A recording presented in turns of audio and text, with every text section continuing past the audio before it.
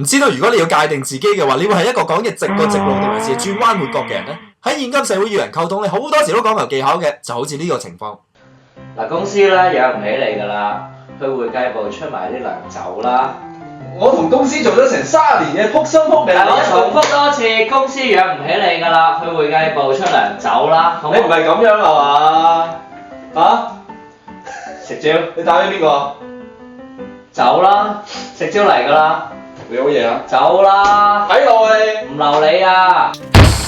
睇到嘛？有陣時講嘢太直咧，會有可能惹嚟不必要嘅口角，而搞到不歡而散嘅。但係我哋喺同一個情況底下，用一個婉轉啲嘅方法嚟講，結果可能會好唔同。以你嘅資質同經驗咧，相信留喺我哋公司咧，確實係大材小用咗啲。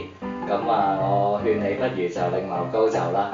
同埋咧，我都揾咗一啲同事啦，幫你執埋啲嘢㗎啦。咁你出到去可以見到佢哋已經執好晒㗎啦。冇錯啦，係有機會俾人打嘅。如果你要同一個人喺終止關係嘅最後一刻都咁虛偽嘅時候，後果不堪設想。輕則俾人問候娘親，重則2日之內必定有爆光之災。尤其如果係男女關係嘅話，就仲大鑊。其實從好耐之前就已經好多人用過呢一啲喺分手時候經常講嘅例牌說話。我睇唔到我哋有將來，我唔值得你對我咁好，你對我太好啦。但係喺我眼中，呢啲例牌分手說話咧，講到出汁兼冇厘誠意，大概可以分為2大類。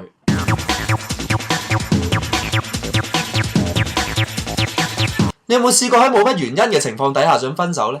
即係冇乜嘢嘅，冇乜嘢發生咗，純粹係唔想嘅啫。如果有嘅話，呢幾句就好用。我唔值得你對我咁好，你對我太好啦。你根本就唔了解我，你太了解我。在我分析，呢啲說話詞不達意得嚟安全，無厘頭得嚟又不失大體。佢嘅特點咧就可以避免冠上自己有任何嘅罪名，同時間又唔會直指到對方嘅錯處，而且提供咗無限嘅幻想空間。同佢分咗手之後，如果對方過後認真回想翻起原來當初佢都唔知因咩原因同你分咗手嘅話呢，即係代表你已經領略到呢一招故中嘅真諦啦。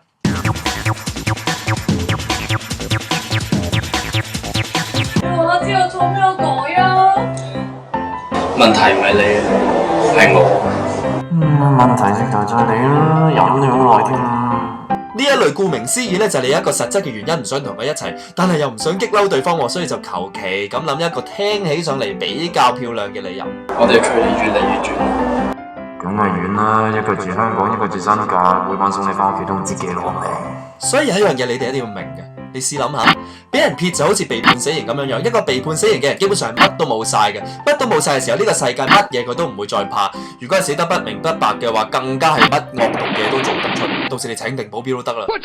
所以我過往一路以嚟都係非常之坦白嘅。如果我中意咗第二個，我都會夠膽認嘅，因為佢哋都 deserve 去知噶嘛。下次講分手之前，試下唔好諗咁多懶係偉大嘅分手藉口同大話，因為最後嘅誠實同坦率係你對呢一段將要結束嘅關係最後嘅尊重。我保證對方一定會明白。我睇中咗你細妹。